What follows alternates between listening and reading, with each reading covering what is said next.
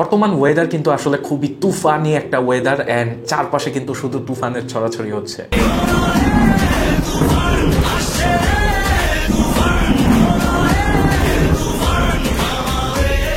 আমি এই তুফানের কথা বলিনি, আমি বলছিলাম মোবাইল মার্কেটের তুফানের কথা। লাইক লাস্ট টাইম আমি একটি ভিডিও দিয়েছি টেকনো ক্যামন 30 নিয়ে, আপনারা যদি না দেখে থাকেন go check it out, I will put the video in the I button. And বর্তমানে কিন্তু আরও একটি ফোন মার্কেট কাঁপাতে হাজির বাজেটের মধ্যে, অ্যান্ড সেই ফোনটি হচ্ছে নান আদার দেন মোটোরোলা G64 5G। চলুন দেখে নেওয়া যাক এই ফোনটি কি কি অফার করছে বাজেটের মধ্যে, অ্যান্ড এর প্রাইসিং আসলে কত। সাথে আছি আমি রাজু, অ্যান্ড আপনারা সবাই দেখছেন সিএনটি টেক।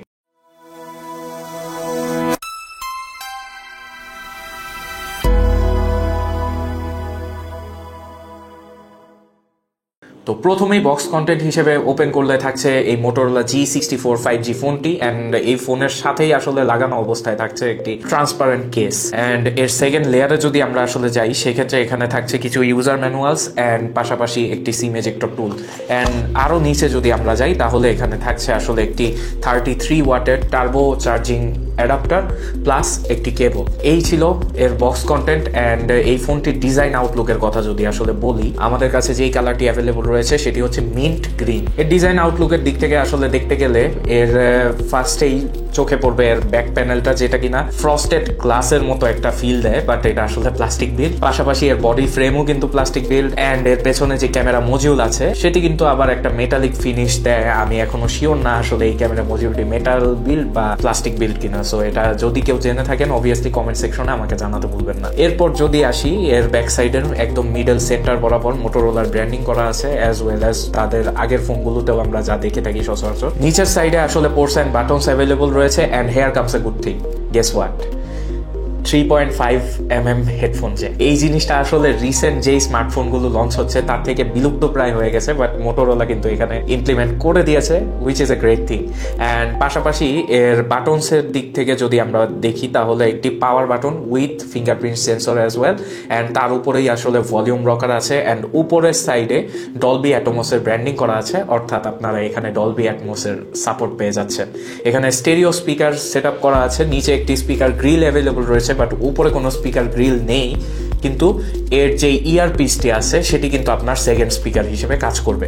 অ্যান্ড এর লেফট সাইডে যদি আমরা তাকাই, সেখানে সিম লাগানোর ড্রয়ারটি অ্যাভেলেবল রয়েছে, অ্যান্ড এখানে আপনারা হাইব্রিড সিম স্লট পেয়ে যাচ্ছেন, যেখানে কিনা স্ট্যান্ড বাই ডুয়েল দুইটি সিম ইউজ করতে পারবেন, অথবা একটি সিম অ্যান্ড একটি মেমোরি কার্ড ইউজ করতে পারবেন। অ্যান্ড এরপর যদি আসি এর রেয়ার প্যানেলের ক্যামেরা সেকশনে, এই ক্যামেরা সেকশনে কিন্তু রয়েছে একটি 50 মেগাপিক্সেলের মেইন শুটার উইথ OIS অর্থাৎ অপটিক্যাল ইমেজ স্টেবিলাইজেশন এখানে তারা দিয়েছে, অ্যান্ড এর নিচেই একটি 8 মেগাপিক্সেলের আলট্রা ওয়াইড শুটার কিন্তু রয়েছে। এই আলট্রা ওয়াইড শুটারটি কিন্তু আপনার depth sensor plus macro shooting এর জন্য কাজে দিবে, which is a very great thing. Like আমরা কিন্তু অন্যান্য বাজেট সেগমেন্টের ফোনগুলোতেও দেখেছি যে তারা আজে বাজে সেন্সর দিয়ে শুধু মানে ক্যামেরা বাম বড় করে দেয়, বাট আলটিমেটলি দেখা যায় যে আসলে এইসব সেন্সর তেমন কোনো কাজেও আসে না, প্লাস হচ্ছে এইসব সেন্সরের কোয়ালিটিও আসলে ওইভাবে ভালো থাকে না, which is pretty bad. Like last time আমি টেকনোর ফোনটি নিয়েও যখন রিভিউ করেছি, তখন কিন্তু আমি বলেছিলাম যে তারা এইসব আজে বাজে সেন্সর বাদ দিয়ে আলট্রা ওয়াইড শুটার একটা প্রোভাইড করলেই কিন্তু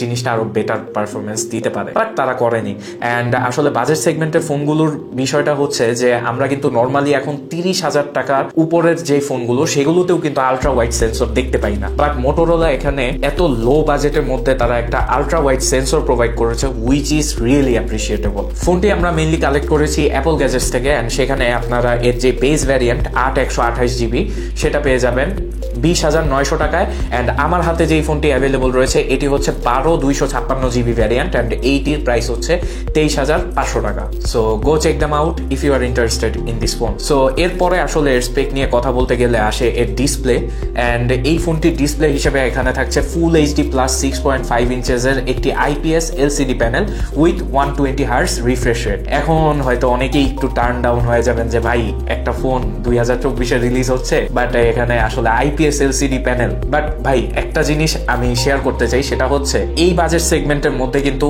অনেক ফোনই আপনারা খুঁজলে অ্যামোলেড প্যানেল পেয়ে যাচ্ছেন, বাট সেই ফোনগুলোতে কিন্তু আবার আপনার গ্রিন লাইন ইস্যুজও কম না। অ্যান্ড এইসব ইস্যুজ আসলে ফেস করতে না চাইলে আমি মনে করি হাই রেজুলেশনের একটি হায়ার রিফ্রেশ রেট সমৃদ্ধ IPS LCD প্যানেল কিন্তু আপনাকে বেটার সার্ভিস প্রোভাইড করবে। Is just my personal opinion. ফোনটির রেজুলেশন হচ্ছে 180x2400 অ্যান্ড এখানে পাচ্ছেন আপনারা around 560 nits peak brightness, which is not a bad deal at all.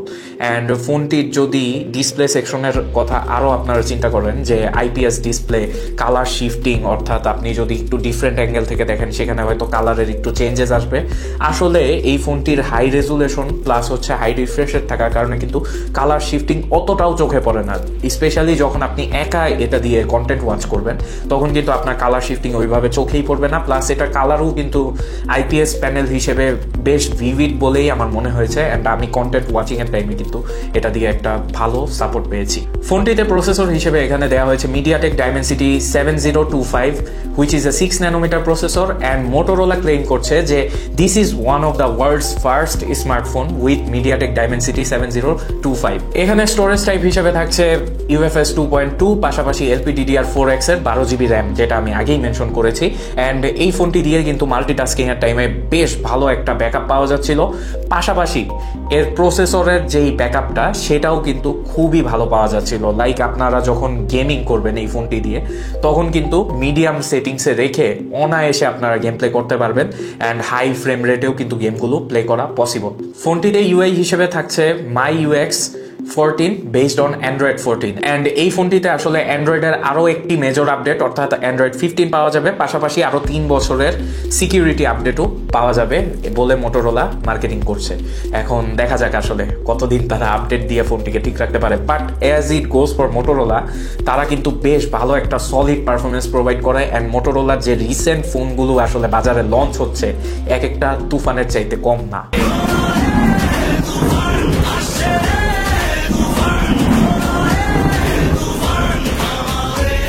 আরে এই তুফান না, আমি বলতেছি ফোনের বাজারের তুফানের কথা। Okay, let's move on.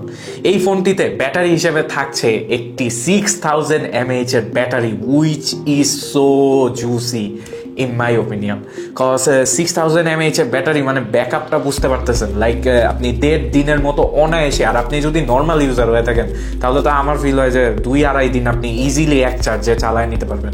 But এখানে আসলে বক্সে 33 ওয়াটের ফাস্ট চার্জার ছিল, যেটা দিয়ে অ্যারাউন্ড আমাদের এই ফোনটিকে 0 to 100% করতে 1.5 ঘন্টার কিছুটা সময় বেশি লেগেছে।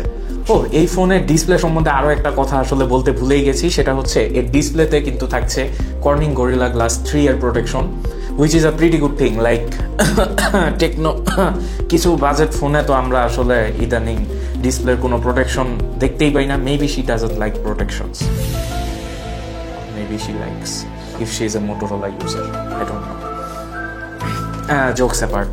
ওকে, তো এই ফোনটি আসলে কম্প্যাক্টনেসের দিক থেকে আমার কিন্তু পার্সোনালি খুবই ভালো লেগেছে।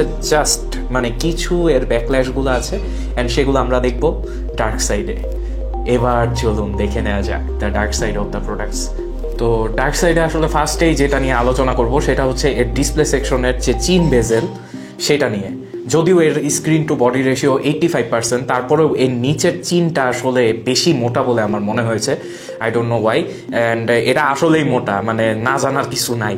সো এই জিনিসটা তারা আরেকটু চিকন করে দিলে বা ন্যারো ডাউন করলে কিন্তু এই জিনিসটা আরও সুন্দর হতে পারতো, প্লাস ইমার্সিভ একটা ভিউ প্রোভাইড করতে পারতো ইজিলি। দেন সেকেন্ড কনস যেটা নিয়ে আসলে আলোচনা করতে চাচ্ছি সেটা মোটেই একটা প্রবলেম না, কারণ এই ফোনটা ইউজ করার টাইমে কিন্তু এর যে স্টোরেজ টাইপ 2.2 সেটাও কিন্তু একটা গুড পারফরমেন্স ব্যাকআপ দিচ্ছিল। সো এইটা আসলে আমার কাছে কোনো আহামরি ডিফারেন্স ফিল হয় নাই 4.0 সাথে।